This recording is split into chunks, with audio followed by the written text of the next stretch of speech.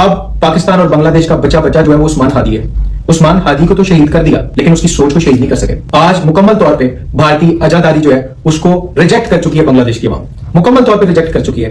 और मैं अपने बांग्लादेशी बहन भाइयों को कहना चाहता हूं कि हम आपके साथ खड़े हैं। पाकिस्तानी अवाम, पाकिस्तान और पाकिस्तानी फौज आपके साथ खड़ी है। बड़ा एक क्लियर मैसेज देना चाहता हूं कि अगर अब किसी ने मैली निगाह उठा के बांग्लादेश की तरफ देखा ना, तो पाकिस्तानी अवाम, पाकिस्तानी फौज और हमारे मिसाइल आपसे दूर नहीं है। हिम्मत है तो आओ हमसे मुकाबला करो।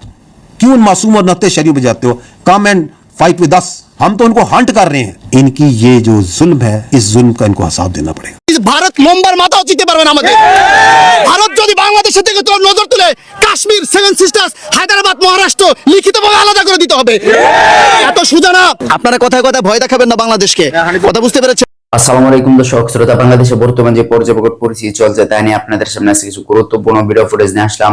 যে ভিডিওটি দেখলে আপনারা রীতিমতো অবাক হতে বাধ্য হয়ে যাবেন। দর্শক আজকে এই ভিডিও খুবই ইম্পর্টেন্ট, তাই ভিডিওটিকে না টেনে শেষ পর্যন্ত ধৈর্য সহকারে দেখে যাবেন, তাহলে মূলত ভিডিওর আসল রহস্যগুলো বুঝতে পারবেন এবং জানতে পারবেন। তো চলেন আপনাদেরকে এক এক করে সবটা ভিডিও বিস্তারিত দেখ। देश की मिट्टी, तारीख, कुर्बानी और जुलत को सलाम पेश करता है। मैंने जब 2021 के अंदर ये कैंपेन शुरू की थी तो उस टाइम पे मेरे साथ कोई भी नहीं था, और अब अल्हम्दुलिल्लाह बांग्लादेश और पाकिस्तान दोनों मेरे साथ खड़े। आज मैं कुछ ऐसी बयान नहीं दूंगा। मैं आज बात करूंगा उस्मान हादी की, जो एक सोच था, जो एक जुर्रतमंदाना आवाज थी, जो ये कहता था कि मैं बांग्लादेश को किसी की माशी कॉलोनी नहीं बने दूंगा, मैं किसी की आजादी बांग्लादेश के अंदर कबूल नहीं करूंगा, मैं बांग्लादेश को किसी का गुलाम नहीं बने दूंगा। अब सबसे बड़ा मसला इस खत्ते के अंदर ये है कि जब कोई मुसलमान नौजवान उठता है, वो एक मौसर आवाज बनता है, तो उसको दबा दिया जाता है। ये जो भारतीय आजादार बैठे हैं ना, ये अवाम का खून चूसने के लिए कभी इन्हें गुलामी से आजाद नहीं करना चाहते, चाहे वो बांग्लादेश का पानी बंद करने की सूरत में हो, चाहे वो फितना गेजी करके जो है वो मुसलमान को मुसलमान से लड़वाने की सूरत में हो। अब मुसलमान नौजवान जो है ना वो इस चीज को बड़े अच्छे तरीके से इनकी साजिशों को समझ चुके हैं। अब पाकिस्तान और बांग्लादेश का बचा बचा जो है वो उस्मान हादी है। उस्मान हादी को तो शहीद कर दिया, लेकिन उसकी सोच को शहीद नहीं कर सके। आज मुकम्मल तौर पे भारतीय आजादी जो है उसको रिजेक्ट कर चुकी है बांग्लादेश की अवाम, मुकम्मल तौर पे रिजेक्ट कर चुकी है। और मैं अपने बांग्लादेशी बहन भाइयों को कहना चाहता हूं कि हम आपके साथ खड़े हैं। पाकिस्तानी अवाम, पाकिस्तान और पाकिस्तानी फौज आपके साथ खड़ी है। अगर कोई माशी दबाव बांग्लादेश पे डालने की कोशिश करेगा या बांग्लादेश की खुद मुख्तारी पे अटैक करने की कोशिश करेगा, तो पाकिस्तान की बाशऊर अवाम आपके साथ खड़ी होगी। अब मैं ब्राह्मण साम्राज्य को बड़ा एक क्लियर मैसेज देना चाहता हूं कि अगर अब किसी ने मैली निगाह उठा के बांग्लादेश की तरफ देखा ना, तो पाकिस्तानी अवाम, पाकिस्तानी फौज और हमारे मिसाइल आपसे दूर नहीं है। ऑपरेशन मार्का हक, बुनियानुल मरसूस के अंदर जिस तरह हमने आपको नाकल चबवाए थे ना, वो दोबारा कर लेंगे, कोई बड़ी बात नहीं है। अब बांग्लादेश को तालीम, तिजारत, टेक्नोलॉजी और दिफा में पाकिस्तान के साथ अपने ताल्लुकात को फरोग देने की जरूरत है। और ये कोई नफरत का पैगाम नहीं है, ये किसी मुल्क के खिलाफ इत्तेहाद नहीं है, ये हमारा बुनियादी दिफाई हक है जिसकी हम बात करें। पाकिस्तान का बांग्लादेश के साथ ताल्लुक 1947 के अंदर जो ताल्लुक कायम हुआ था, वो किसी एक फर्द के लिए नहीं था, ना वो किसी एक हुकूमत के लिए था, वो एक नजरिए के लिए था, एक सोच के लिए था, और एक उसूल के ऊपर सारी स्ट्रगल थी और जो सारे मामला थे। तो मेरे भाई उस्मान हादी, आपने एक क्लियर मैसेज दे दिया, और वो क्लियर मैसेज अपनी शहादत के बाद आपने ये दिया कि कौमें जो है वो गोलियों से नहीं, खामोशी से गुलाम बनती है। अब पाकिस्तान, बांग्लादेश, ये जो अखंड भारत आइडियोलॉजी है, इसकी गुलामी को पूरे खित्ते के अंदर एक्सेप्ट नहीं करेगा इंशाल्लाह। अल्लाह ताला मेरे भाई उस्मान हादी को करवट करवट जन्नत नसीब करे, और मुझे पाकिस्तान को, बांग्लादेश को अपने भाई से इस जुदाई पर सब्र जमील अता फरमाए। पाकिस्तान जिंदाबाद, बांग्लादेश जिंदाबाद। দক্ষিণ এশিয়ার ভূ রাজনীতিতে হঠাৎ এক নতুন উত্তেজনা। পাকিস্তানকে সরাসরি বাংলাদেশের হয়ে ভারতের বিরুদ্ধে যুদ্ধে নামার ইঙ্গিত দিচ্ছে। সম্প্রতি পাকিস্তানের ক্ষমতাসীন দল মুসলিম লীগের যুব শাখার নেতা কামরান সাইদ ওসমানীর একটি বিস্ফোরক ভিডিও বার্তা তোলপাড় সৃষ্টি করেছে ভারত ও পাকিস্তানের সংবাদ মাধ্যমে, যেখানে তিনি ভারতকে সরাসরি হুঁশিয়ারি দিয়ে বলেছেন, বাংলাদেশে হামলা হলে চুপ থাকবে না পাকিস্তান। तो मेरे भाई उस्मान हादी, आपने एक क्लियर मैसेज दे दिया, और वो क्लियर मैसेज अपनी शहादत के बाद आपने ये दिया कि कौमें जो है वो गोलियों से नहीं, खामोशी से। মঙ্গলবার 23 ডিসেম্বর ইন্ডিয়া টুডের এক রিপোর্ট অনুযায়ী কামরান সাইদ ওসমানী ভারতকে সরাসরি হুমকি দিয়েছেন। ওসমানী দাবি করেন, পাকিস্তান কখনোই বাংলাদেশকে ভারতের মতাদর্শগত আধিপত্যের নিচে ঠেলে দেওয়া মেনে নেবে না। তার মতে, ভারত যদি বাংলাদেশের স্বায়ত্তশাসনের উপর কোনোভাবে আঘাত হানে বা কুদৃষ্টি দেয়, তবে তার জবাব দেবে পাকিস্তানের সেনাবাহিনী ও তাদের বিধ্বংসী মিসাইল। শুধু হুমকি দিয়েই ক্ষান্ত হননি ওসমানী, তিনি বাংলাদেশ ও পাকিস্তানের মধ্যে একটি শক্তিশালী সামরিক জোট গঠনেরও আহ্বান জানান। রাজনৈতিক বিশ্লেষকরা মনে করছেন, বাংলাদেশের সাম্প্রতিক পরিবর্তনের পর পাকিস্তান ও বাংলাদেশের মধ্যে সম্পর্ক উন্নয়নের যে চেষ্টা চলছে, ওসমানের এই বক্তব্য এই পালে নতুন হাওয়া দিল। आंख उठाकर बांग्लादेश की तरफ देखने की, उसकी आंखें निकाल। কিন্তু প্রশ্ন হলো, পাকিস্তানকে আসলেই ভারতের মতো বিশাল শক্তির বিরুদ্ধে সরাসরি যুদ্ধে জড়ানোর ক্ষমতা রাখে, নাকি এটি কেবলই রাজনৈতিক গিমিক? ভারতের তরফ থেকে এই বক্তব্যের বিষয়ে এখনো আনুষ্ঠানিক কোনো কড়া প্রতিক্রিয়া পাওয়া না গেলেও ভারতীয় গণমাধ্যমগুলো বিষয়টিকে উস্কানিমূলক হিসেবে দেখছে। বিশেষ করে বর্তমান আঞ্চলিক পরিস্থিতিতে যেখানে বাংলাদেশ ভারত সীমান্তে উত্তেজনা বাড়ছে, সেখানে পাকিস্তানের এই সরাসরি হস্তক্ষেপ দক্ষিণ এশিয়ার এক নতুন মেরুকরণ তৈরি করতে পারে। কামরান ওসমানের এই বক্তব্য কি শুধুই ব্যক্তিগত, নাকি এর পেছনে পাকিস্তান সরকারের কোনো প্রচ্ছন্ন মদত রয়েছে? हिम्मत है तो आओ हमसे मुकाबला करो। क्यों मासूम और नत्ते शरीफ बजाते हो? Come and fight with us हम तो उनको हंट कर रहे हैं इनकी ये जो जुल्म है इस जुल्म का इनको हिसाब देना पड़ेगा কিন্তু ভারত লম্বার মাথাও দিতে পারবে না আমাদের। ভারত যদি বাংলাদেশের দিকে তোর নজর তুলে কাশ্মীর, সেভেন সিস্টার্স, হায়দ্রাবাদ, মহারাষ্ট্র লিখিতভাবে আলাদা করে দিতে হবে। এত সোজা না। আপনারা কথায় কথায় ভয় দেখাবেন না বাংলাদেশকে, কথা বুঝতে পেরেছেন? আমরা ইন্ডিয়াকে ডরাই না। হাদি নামের বিপ্লবী হাদি ব্রিগেড গঠন করা হবে। ভারতকে কে ঠ্যাঙ্গায় না। আপনারা নেতারা ভারতকে ভয় দেখেন কেন? আমরা যদি কিছু করি তাহলে ইন্ডিয়া নাকি আমাদেরকে হামলা করবে। আরে ভাই, এটা গ্লোবালাইজেশনের যুগ। ইন্ডিয়া আমাদের কিচ্ছু ছিঁড়তে পারবে না। ইন্ডিয়া যদি আমাদের দিকে একটা বুলেট ছুড়ে না, চারদিকে ইন্ডিয়াকে ঘিরে ছিঁড়ে খেয়ে ফেলাবো। আপনারা জানেন, ইন্ডিয়া যদি বাংলাদেশ দিকে নজর দেয়, ইন্ডিয়াকে 7টা রাষ্ট্র হারাইতে হবে। কাশ্মীর, সেভেন সিস্টার্স, ইন্ডিয়াকে লিখিতভাবে ত্যাগ করে তারপর বাংলাদেশের দিকে নজর দিতে হবে। আরেকটা জিনিস আপনাদেরকে বলে যাই, আপনারা কথায় কথায় ভয় দেখাবেন না বাংলাদেশকে, কথা বুঝতে পেরেছেন? আমরা ইন্ডিয়াকে ডরাই না। আমরা 16 কোটি 20 কোটি স্বাধীন জনতা। আমরা যেই জাতি নিজেদের স্বাধীনতার জন্য, ভাষার জন্য এবং পরবর্তীতে স্বাধীনতাকে রক্ষা করার জন্য জুলাইতে ছোট ছোট শিশুরা যেখানে আত্মত্যাগ করেছে, সেখানে ইন্ডিয়াকে ভয়ের কিছু নাই। রাজনৈতিক নেতৃবৃন্দকে বলবো, আসেন সকলে হাদির মতো জজবা এবং প্রকৃত স্বাধীন এবং সার্বভৌমত্বকে আমরা বুকে লালন করি। আমরা বুকে লালন করি। যারা আজকে 71 চেতনার নামে দেশটাকে বিভক্ত করতেছেন, ভাই, পৃথিবীর অনেক দেশই তো স্বাধীনতা অর্জন করেছে। স্বাধীনতা পক্ষে বিপক্ষে লোক থাকে, পরবর্তীতে সবাই মিলে দেশটাকে গড়ে।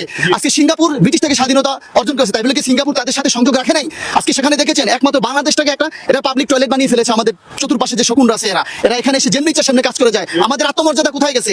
ওখান থেকে ইন্ডিয়া থেকে কিলার এসে আমাদের পিলখানা হত্যাকাণ্ড ঘটায় যায়। ইন্ডিয়া থেকে কিলার এসে হেফাজতের হত্যাকাণ্ড ঘটায়। ইন্ডিয়া থেকে কিলার এসে আমাদের ছাত্রদেরকে হত্যা করে যায়। তাহলে ইন্ডিয়া আমাদের বন্ধু হয় কিভাবে? আমাদের কি কোনো আত্মমর্যাদা নাই? আমরা কি এতটা নির্লজ্জ হয়ে গেছি? হ্যাঁ, আমরা এতটাই নির্লজ্জ হয়ে গেছি। ভারত থেকে কিলার আসে, ভারতের এজেন্সিগুলো আমাদের বাহিনীগুলোতে থাকে। তারা এখন সক্রিয়। 5 আগস্ট পরে যেই নীতিটা হওয়া দরকার ছিল সেটা আমরা গ্রহণ করি নাই। আজকে আমাদের এখানে স্বৈরাচার এবং তাদের দোষরা এখনই হয়ে গেছে। এই দেশের সবচেয়ে বড় ব্যর্থ হলো জুলাইয়ের সবচেয়ে বড় ব্যর্থতা হলো আমরা জুলাইয়ের যে আন্দোলনটা সকলে মিলে করেছিলাম, ওই আন্দোলন অনুযায়ী স্বৈরাচার এবং তার দোষরদের বিরুদ্ধে এখনো কোনো কার্যকরী ভূমিকা আমরা নিতে পারি নাই। কথা বুঝতে পেরেছেন? এখনো কোনো কার্যকরী ভূমিকা আমরা নিতে পারি না। বিচার বিভাগে 2টা দল হয়ে গেছে, বাহিনীগুলোতে 2টা দল হয়ে গেছে, সাংবাদিকদের মধ্যে 2টা দল হয়ে গেছে। আরে বাপ রে বাপ! আরে ভাই, এই সব আমরা তো সবাই যদি দেশটাকে ভালোবাসি, তাহলে হাদিস প্রকৃতভাবে দেশের স্বাধীনতা বুঝতে পেরেছিলেন? হাদি বুঝতে পেরেছিলেন স্বাধীনতা কাকে বলে? আমরা স্বাধীন হই নাই। হাদি বুঝতে পেরেছিলেন যে সীমান্তে ফেলানি ঝুলে থাকলে এটা পরাধীনতা।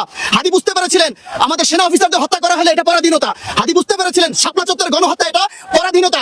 হাদি বুঝতে পেরেছিলেন জুলাই 3000 শহীদের যেই আত্মত্যাগ, এটাকে যদি ধরে না রাখতে পারে এটা পরাধীনতা। হাদি বুঝতে পেরেছিলেন এদেশে ভারতীয় এজেন্ডা বাস্তবায়নে যারা কাজ করে এটা আসল পরাধীনতা, এটা কোনো স্বাধীনতা নয়। এটা স্বাধীনতা নয়। ভারতকে চিনতে পেরেছে প্রতিবেশী সকল রাষ্ট্র। মালদ্বীপ ভারতের হাত থেকে আলাদা হয়ে এখন স্বাধীনভাবে বাঁচতেছে। নেপাল ভারতের গুণেও না। আমরা কি নেপালের চাইতে দুর্বল?